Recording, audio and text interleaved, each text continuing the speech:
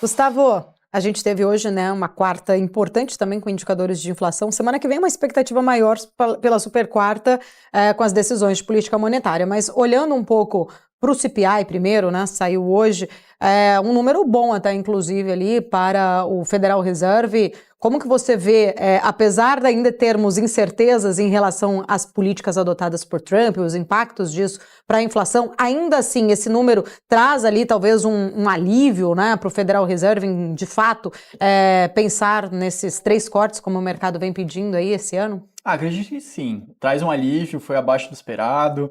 Mesmo sem a questão do Trump, já existia uma dúvida se o Uhum. Banco Central americano estava conseguindo levar a inflação para patamares menores ou se essa inflação ia dar algum tipo de repique no começo do ano. Com as medidas tarifárias, pode ser que a inflação volte a ressurgir de forma acelerada, e isso trave talvez planos de cortes de juros. Mas acho que é importante o Banco Central ter a confiança de que o trabalho dele foi bem feito, e de que conseguiria levar a inflação de volta para a meta de 2%, como os dados mostraram que está chegando. Ela foi mais disseminada, você teve uma inflação de 0,2 em alimentos, em energia, você teve moradia mais uma vez representando metade do índice, esse continua sendo um grande desafio mais de médio prazo. A gente vê que provavelmente até resolver essa crise a gente não vai ver preços muito baixos nos Estados Unidos. Uhum. Aí a gente está falando com tarifas, sem tarifas. Essa crise de moradia veio antes de toda essa discussão.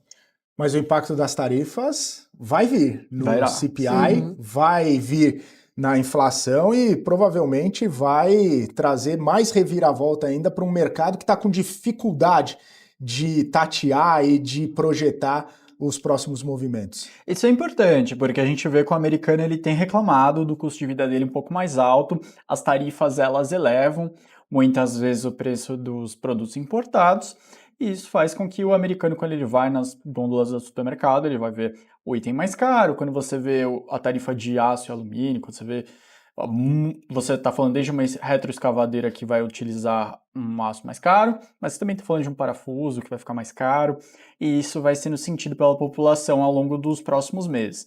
A diferença, talvez, é que isso não é exatamente uma novidade. A gente teve entre 2018 e 2020 uma guerra tarifária e agora você já tem uma quantificação.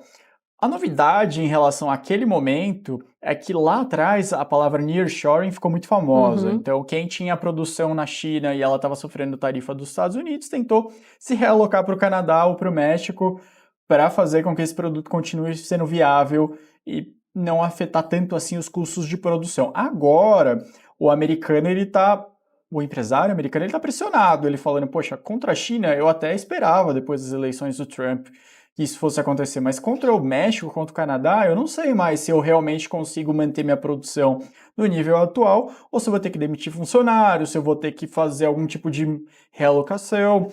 Eu estou analisando as oportunidades, as Uhum. opções, não é nem oportunidade, e ver o quanto que eu vou repassar isso para o final. Mas a verdade é que política ela é inflacionária, não tem muito como enxergar de forma diferente.